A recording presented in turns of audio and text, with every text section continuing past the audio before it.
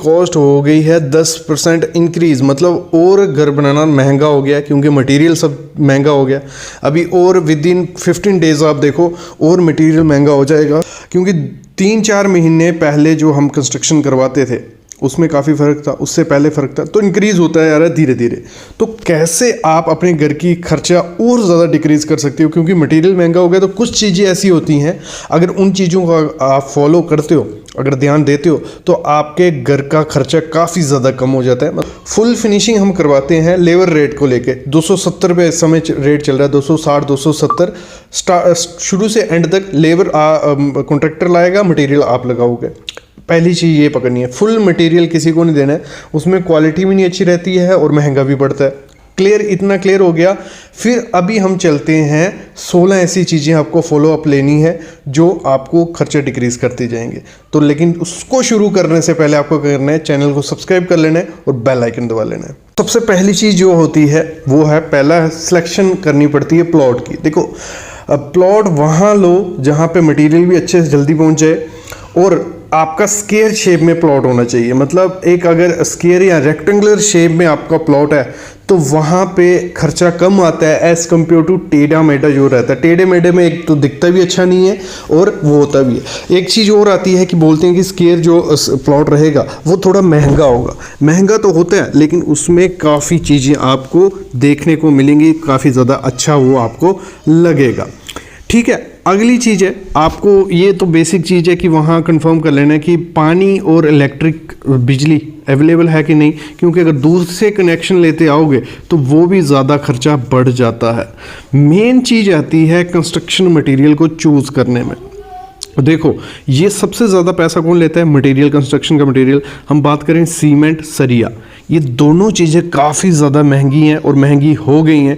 अगर मैं जम्मू कश्मीर की बात करूं, मैं अभी जम्मू कश्मीर में अवेलेबल हूं, तो यहाँ सरिया अभी 70 से 75 रुपया केजी के हिसाब से मिल रहा है। कोई भी सरिया में लेने जाता हूँ, स्टील लेने जाता हूँ, 70 से 75 है। और टाटा का हो गया, जहाँ जिंदल पैंथर का हो गया।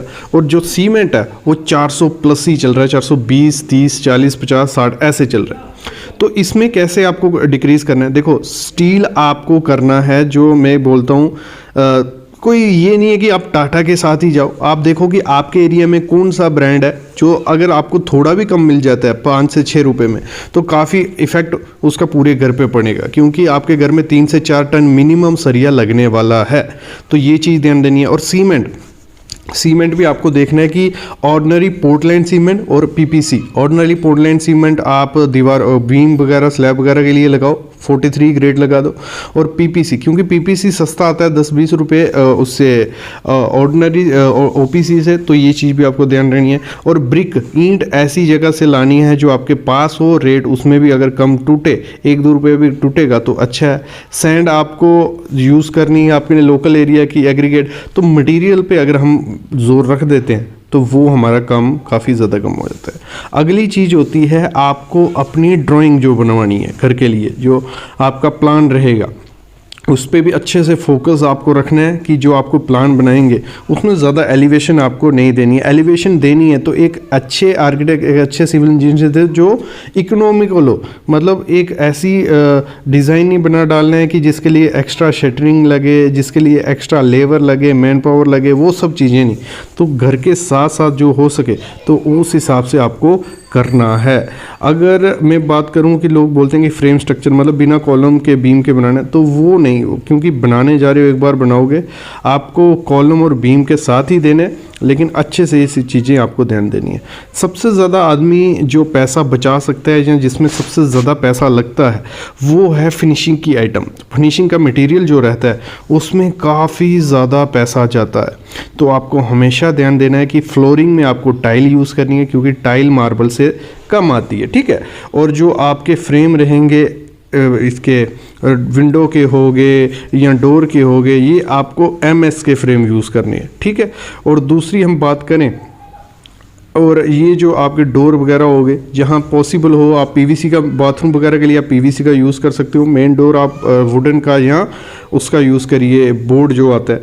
तो इसमें आप काफ़ी खर्चा बचा सकते हो, क्योंकि जो फिनिशिंग के मटेरियल है अगर उसमें आप ब्रांडेड में चले गए तो वो काफ़ी ज़्यादा आपका पैसा जा सकता है। और एक चीज़ ध्यान रखना, अपने एरिया में हर चीज़ के लिए कोई भी मटेरियल आप बाय करने जाते हो, अपना पहले होल सेल का कोई बंदा ढूंढ लेना है कि कहाँ पे होल सेल मटीरियल मिलते हैं, 2-3 दुकानों में पूछ के उसके बाद आप करिए। जब एक बार आपकी कंस्ट्रक्शन स्टार्ट हो जाए, मतलब एक बार आपने काम लगवा दिया, प्लान सब क्लियर हो गया, तो उसके बाद चेंजेस करना काफ़ी महंगी पड़ सकती हैं। मतलब आप कहोगे कि ये अच्छा नहीं दिख रहा है, ये दुकान ये रूम थोड़ा छोटा है, इसको बड़ा कर देते हैं। ये सब चीज़ें ना आपका कंस्ट्रक्शन कॉस्ट इंक्रीज़ करेंगी, क्योंकि एक तो जो मिस्त्री होता है या कॉन्ट्रैक्टर है वो प्रॉपर से अपना शेड्यूल नहीं बना पाएगा, दूसरा उसमें तोड़ के बनाने में काफ़ी ज़्यादा खर्चा चला जाता है, ये चीज़ भी।